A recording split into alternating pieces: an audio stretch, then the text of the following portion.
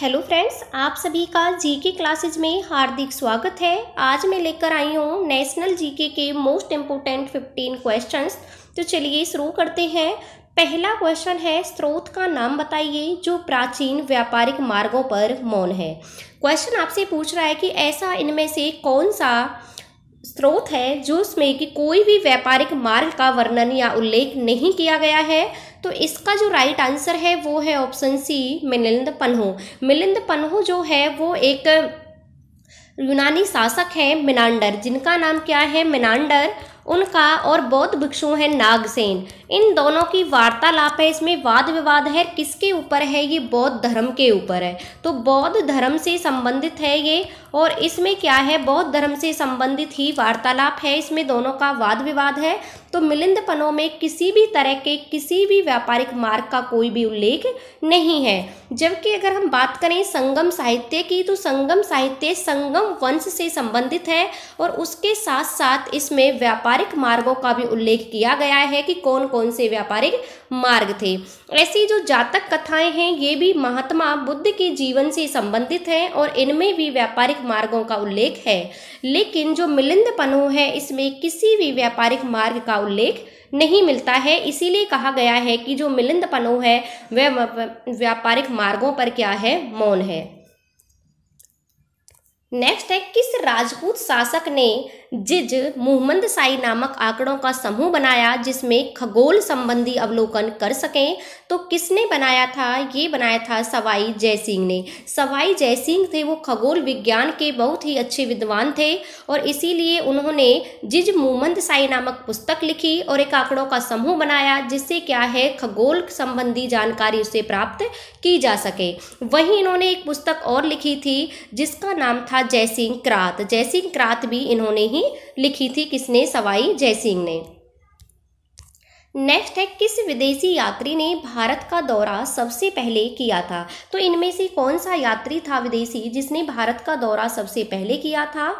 तो इसने किया था मेगास्थनीज ने। मेगास्थनीज जो है उन्होंने सबसे पहले भारत का दौरा किया था। किसके शासनकाल में भारत आए थे? तो ये चंद्रगुप्त मौर्य के शासनकाल में भारत आए थे। कौन? मेगास्थनीज। ये सेल्यूकस निकेटर के क्या थे? राजदूत थे। और इन्होंने जो पुस्तक लिखी थी, कई बार पूछी जाती है कि मेगास्थनीज की पुस्तक का नाम था इंडिका। इंडिका इन्होंने लिखी थी मेगास्थनीज ने, और चंद्रगुप्त मौर्य के शासनकाल में ये भारत आए थे। वहीं हम ह्वेनसांग की बात करें तो ह्वेनसांग जो है वो 630 ईस्वी में भारत आए थे, और 645-44 ईस्वी तक कहाँ रहे थे? भारत में ही रहे थे।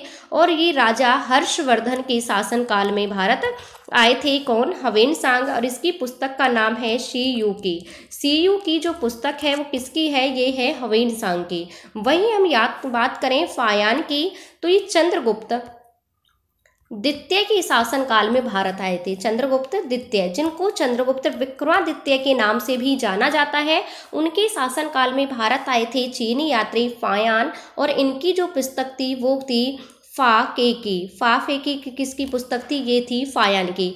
इसमें मैं कंफ्यूज नहीं होना है कि जो मेगास्थनीज थे वो तो चंद्रगुप्त मौर्य के शासनकाल में आए थे, लेकिन जो फायान थे वो चंद्रगुप्त द्वितीय के शासनकाल में भारत आए थे। चंद्रगुप्त द्वितीय को चंद्रगुप्त विक्रमादित्य के नाम से जानते हैं क्योंकि उन्होंने विक्रमादित्य की उपाधि धारण की थी। कई बार पूछा गया है कि मेहरौली का लौह स्तंभ का निर्माण किसने बनवाया था? जो मेहरौली में दिल्ली में लौह स्तंभ है उसका निर्माण चंद्रगुप्त द्वितीय ने ही कराया था। तो इनमें से सबसे पहले जो विदेशी यात्री भारत आए थे वो कौन थे? उनका नाम था मेगास्थनीज, और इनकी पुस्तक का नाम था इंडिका, जो कई बार रिपीट हो चुकी है। नेक्स्ट है, प्राचीन भारत में कौन सा विद्या अध्ययन का प्रमुख केंद्र नहीं था? तो कौन सा नहीं था? तो ये था कौशाम्बी। कौशाम्बी जो है वो विद्या अध्ययन का प्राचीन केंद्र नहीं था। कौशाम्बी एक शहर था। जबकि हम बात करें नालंदा, तक्षशिला और विक्रमशिला, ये तीनों की तीनों क्या थे? प्राचीन समय में अध्ययन के प्रमुख केंद्र थे। कल भी बताया था जो विक्रमशिला विश्वविद्यालय है इसकी जो स्थापना की थी वो पाल वंश के राजा थे धर्मपाल। पाल वंश के राजा धर्मपाल ने विक्रमशिला यूनिवर्सिटी की क्या की थी? स्थापना की थी। नेक्स्ट है कश्मीर घाटी स्थित है। जो कश्मीर घाटी है वो कौन सी पर्वत श्रेणी के मध्य स्थित है? तो ये है पीर पंजाल और हिमाद्री पर्वत श्रेणी के बीच। पीर पंजाल और हिमाद्री पर्वत श्रेणी के मध्य कश्मीर घाटी स्थित है। वहीं अगर हम बात करें हिमालय की, तो हिमालय को हम प्रमुख 3 भागों में बांटते हैं, वृत्त हिमालय, मध्य हिमालय और लघु हिमालय। जो कश्मीर घाटी आती है वो आती है वृत्त हिमालय के अंदर। वहीं हम नदियों के आधार पर बात करें तो नदियों के आधार पर भी हिमालय को 4 भागों में डिवाइड किया गया है। वो कौन कौन सा है? एक है पंजाब हिमालय, पंजाब हिमालय, वहीं कुमायूं हिमालय, उसके बाद आता है नेपाल हिमालय और इसके बाद आता है असम हिमालय। नदियों के आधार पर भी जो हिमालय पर्वत है उसको 4 भागों में डिवाइड किया गया है। पंजाब जो हिमालय है वो है सिंधु नदी से लेकर सतलुज नदी तक। जो कुमायूं है वो है सतलुज नदी से लेकर काली नदी तक। और जो नेपाल है वो है काली से लेकर तिस्ता तक। और तिस्ता जो असम है वो है तिस्ता से लेकर ब्रह्मपुत्र नदी तक। ऐसे ही नदियों के आधार पर हिमालय का क्या किया गया है? बंटवारा किया गया है, इसे 4 भागों में बांटा गया है। जो सबसे ज्यादा लंबाई है वो है नेपाल हिमालय की। नेक्स्ट है पुस्तक का 15 भारतीय और 40 विदेशी भाषाओं में अनुवाद किया जा चुका है। तो इनमें से कौन सी ऐसी पुस्तक है जिसका 15 भारतीय और 40 विदेशी भाषाओं में अनुवाद किया जा चुका है? तो ये कौन सी है? ये है पंचतंत्र। पंचतंत्री पुस्तक है जिसका इतनी भाषाओं में अनुवाद किया जा चुका है। और इसके लेखक कौन थे? इसके लेखक थे विष्णु शर्मा। कई बार पूछा गया पंचतंत्र के लेखक कौन थे? तो इसके लेखक थे विष्णु शर्मा। वहीं हम अभिज्ञान शाकुंतलम की बात करें तो इसके जो लेखक थे वो कौन थे? वो थे कालिदास। कालिदास ने लिखी थी अभिज्ञान शाकुंतलम। कुमार संभवम भी किसकी है? अग्निकाल मित्रम भी किसकी है? ये तीनों की तीनों कालिदास की ही हैं। वहीं हम बात करें तो अर्थशास्त्र, अर्थशास्त्र को लिखा था कौटिल्य ने, जो कि राजनीति से संबंधित पुस्तक है। कई बार पूछा जा चुका है कि अर्थशास्त्र जो पुस्तक है वो किस पर आधारित है? तो ये है राजनीति पर आधारित। नेक्स्ट है हितोपदेश के लेखक कौन थे? तो हितोपदेश के लेखक कौन थे? ये थे नारायण पंडित। नारायण पंडित ने हितोपदेश लिखा था। वहीं बाणभट्ट की हम बात करें तो बाणभट्ट ने हर्षचरित्र और कादम्बरी ये 2 प्रसिद्ध पुस्तक हैं। किसकी? ये हैं बाणभट्ट की। वहीं विष्णु शर्मा की अभी बताया था, विष्णु शर्मा की कौन सी है? पंचतंत्र। पंचतंत्र किसकी है? ये है विष्णु शर्मा की। हितोपदेश के लेखक कौन है? ये है नारायण पंडित। नेक्स्ट क्वेश्चन है हिमालय पर्वत श्रेणी निम्नलिखित में से किस राज्य का हिस्सा नहीं है?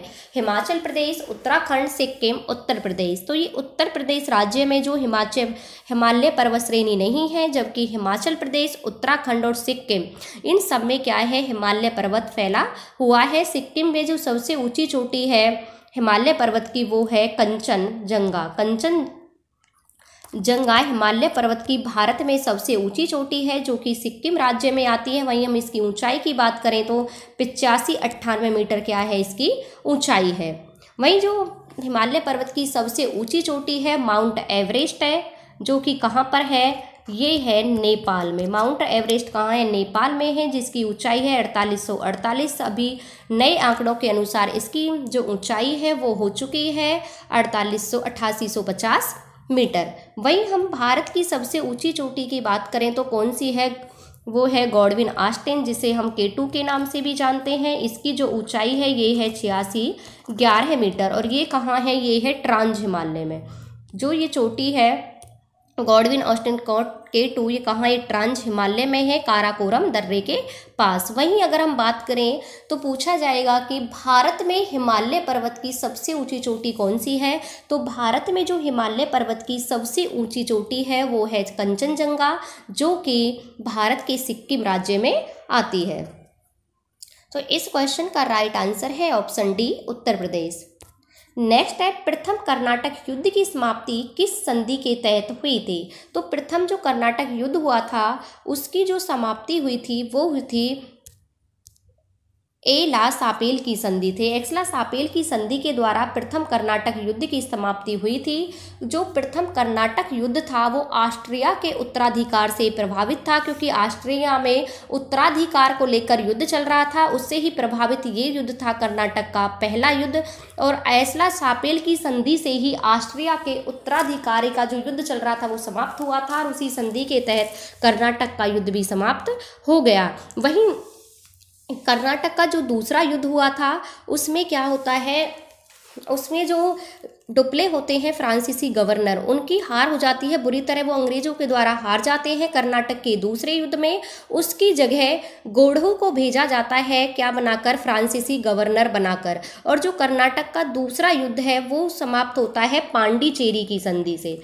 पांडिचेरी की संधि होती है, तो कर्नाटक का दूसरा युद्ध हुआ था जो 1854 से लेकर 1856 तक चला था। उसमें पांडिचेरी की संधि के तहत वो क्या होता है, वो समाप्त होता है। उसके बाद 1856 से लेकर 1863 तक कर्नाटक का तीसरा युद्ध हुआ था, और जो कि किसकी संधि के तहत खत्म हुआ था, ये हुआ था पेरिस की संधि के तहत। 1760 में बांडीवास की लड़ाई होती है, जिसमें क्या होता है कि अंग्रेजी सेना थी, उसके जो नेतृत्व कर रहे थे वो कर रहे थे आयरकोट, और आयरकोट के हाथों फ्रांसीसियों की बहुत बुरी हार होती है, और इसके तहत क्या होता है कि वे फ्रांसीसी हार जाते हैं। फिर 1763 में पांडिचेरी क्या होता है, जो पांडिचेरी की संधि हुई थी दूसरे कर्नाटक के युद्ध में, तो अब ये पांडिचेरी तो फ्रांसीसियों के कब्जे में चला गया था। इस संधि के तहत कर्नाटक का दूसरा युद्ध समाप्त हुआ था। लेकिन जब तीसरा युद्ध शुरू होता है तो 1760 में जब वांडीवास की लड़ाई होती है तो पांडिचेरी जो है फिर से अंग्रेजों के किस में चला जाता है, अंग्रेजों के हाथों में चला जाता है। उसके बाद जब पेरिस की संधि होती है तो पांडिचेरी को भी अंग्रेज अपने कब्जे में ले लेते हैं।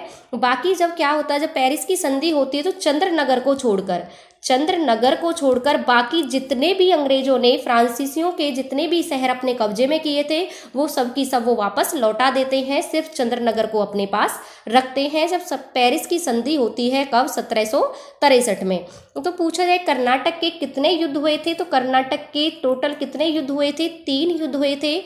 पहला जो युद्ध समाप्त हुआ था उसमें एक्सला सापेल की संधि के तहत हुआ था। दूसरा जो युद्ध समाप्त हुआ था वो पांडिचेरी की संधि के तहत हुआ था, और तीसरा जो युद्ध समाप्त हुआ था वो हुआ था पेरिस की संधि के तहत। तो ये संधियां बहुत पूछी जाती है कि कौन सा युद्ध किस संधि के तहत क्या हुआ था, युद्ध खत्म हुआ था। नेक्स्ट है हिमालय की सबसे पूर्वी चोटी कौन सी है, तो हिमालय की जो सबसे पूर्वी चोटी है वो कौन सी है, ये है नमचा बारवा। नामचा बारवा हिमालय पर्वत की सबसे पूर्वी चोटी है जो कि असम राज्य में स्थित है। वहीं कंचनजंगा की हम बात करें तो अभी बताया था कंचनजंगा है जो कहाँ पर है, ये सिक्किम में है। वहीं अन्नपूर्णा जो चोटी है, अन्नपूर्णा कहाँ है, नेपाल में स्थित है अन्नपूर्णा।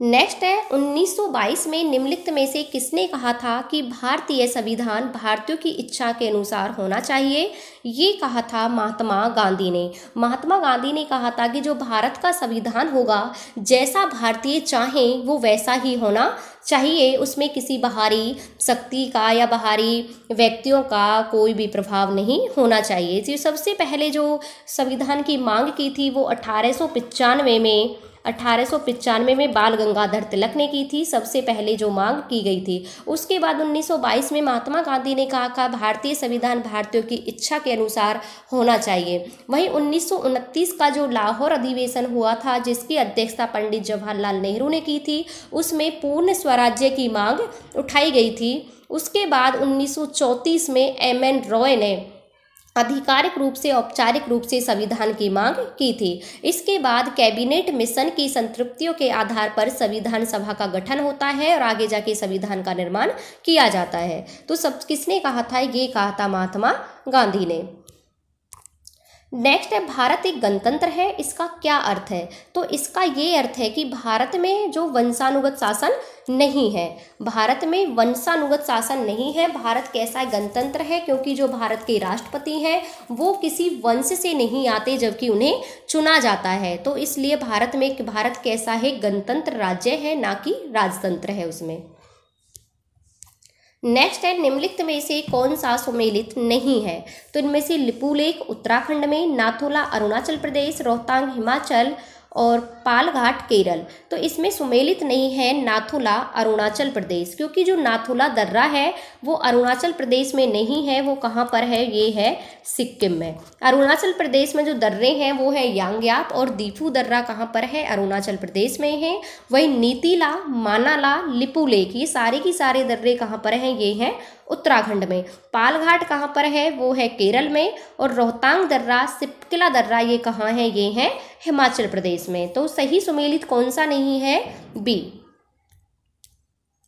नेक्स्ट है, भारतीय संविधान की तीसरी अनुसूची का संबंध किससे है? तो भारतीय संविधान की जो तीसरी अनुसूची का संबंध है वो है शपथ और प्रतिज्ञान से, क्योंकि हमारे संविधान सभा में कितनी अनुसूचियां हैं? कुल अनुसूचियां हैं 12। जब संविधान का निर्माण हुआ था तो इसमें जो अनुसूचियों की संख्या थी वो थी 8, लेकिन बढ़कर अब कितनी हो गई हैं? अब हैं 12 अनुसूचियां, जिसमें जो पहली अनुसूची में तो राज्य और संघ क्षेत्र का वर्णन है। उसके बाद जो दूसरी अनुसूची है उसमें क्या है? वेतन और भत्ते हैं। तीसरी में क्या है? शपथ और प्रतिज्ञान है। वही चौथी अनुसूची की हम बात करें तो राज्यसभा का वर्णन है। राज्यसभा के जो प्रतिनिधि हैं उनका वर्णन कौन सी अनुसूची में है? वो है चौथी अनुसूची में। पांचवी जो अनुसूची है उसमें जनजातीय क्षेत्रों से संबंधित में वर्णन है। छठी में जो है वो है असम और मणिपुर, मेघालय, इनका वर्णन है। सातवीं में हमारी जो अनुसूची होती है संघ सूची, संवर्ती सूची, राज्य सूची, जो सूची होती है, सूची का वर्णन कौन सी अनुसूची में है? ये है 7वीं में।